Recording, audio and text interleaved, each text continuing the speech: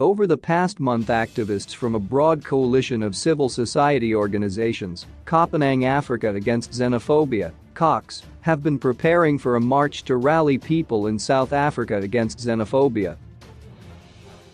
The coalition includes trade unions, faith-based organizations and many NGOs. Activists say the march is necessary to counter the rise of organizations and political parties that are actively promoting xenophobia in South Africa. They fear these organizations risk or possibly intend igniting a new violent conflagration that targets primarily black people from other African countries who came to look for jobs in South Africa. These parties include the Xenophobia and the Patriotic Alliance, along with Operation Dujula most recently. The new wave of blame and xenophobia has caused fear and insecurity among many black foreigners and has led to outbreaks of violence. The COX March intends to show the generous side of South Africans and lay blame for crime and unemployment where it belongs: at the door of corruption, state capture, business and bad government. The activists have the law on their side. In South Africa, the right to protest is entrenched in the constitution. The Bill of Rights states, everyone has the right, peacefully and unarmed, to assemble, to demonstrate, to picket and to present petitions. The importance of the right to protest a democracy is such that the courts have been at pains to protect it, making it clear that under the Regulation of Gatherings Act, demonstrations do not require permission from the police or government, but only advance notification, so that relevant authorities can ensure the safety of protesters, the public and property. Only in rare and exceptional circumstances may a march be banned. This was the outcome of a case brought by SECTION 27 in 2016 on behalf of 94 community health workers in the Free State who had been arrested for participating in an illegal demonstration against the Free State Health Department. Their convictions were eventually quashed after a ruling by the Free State High Court. According to the law, where possible, the police must be notified 10 days in advance of planned marches and pickets of more than 14 people.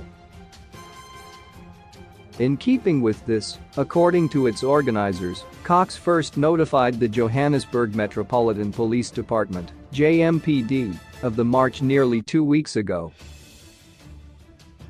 Marchers were due to gather at Peter Roos Park, near Hillbrow, and march through Johannesburg, ending at the Johannesburg Central Police Station. It has specifically been chosen to mark Human Rights Day, publicly celebrated and recognized as a holiday on the anniversary of the Sharpeville massacre, as xenophobia is a threat to human rights. However, in a meeting with the JMPD on Thursday, the march organizers were informed that the march has been prohibited on the grounds of safety.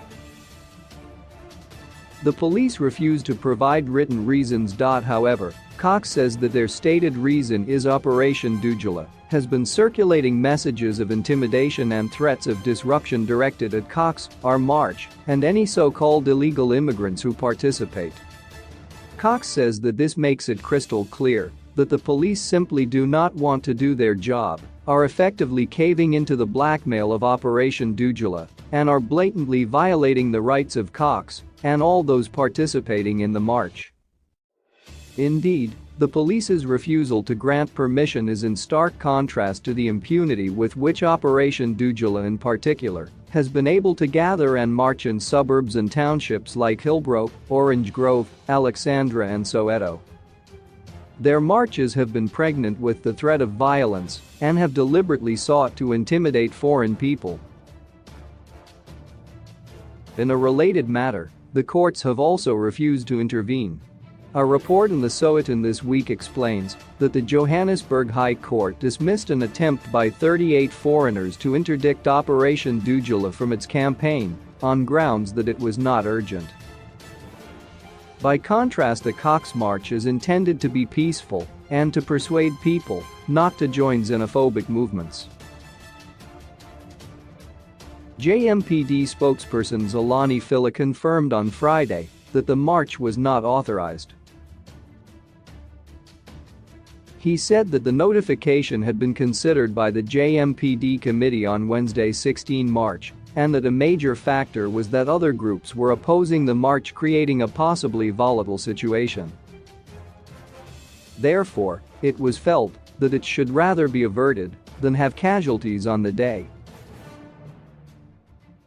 Another reason, Phyllis said, was that Cox had refused to withdraw a flyer calling on immigrants to march against South African laws. However, when informed that this flyer had in fact been distributed as part of a misinformation campaign against the planned march, Phyllis said that this was what the JMPD committee had said. Phyllis says the protesters' bid for an urgent court review was the democratic right of the organizers. Should a court rule in the marchers' favor, the JMPD would comply. In the meantime, the police will remain on high alert. March organizers expressed shock at the JMPD's refusal.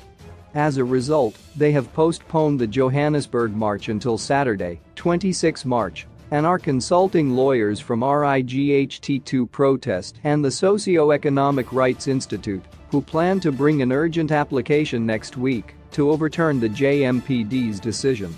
They have called on all people who desire an inclusive, tolerant, equal and more just society to come and join us on 26 March to celebrate diversity, defend equality and struggle for justice for all.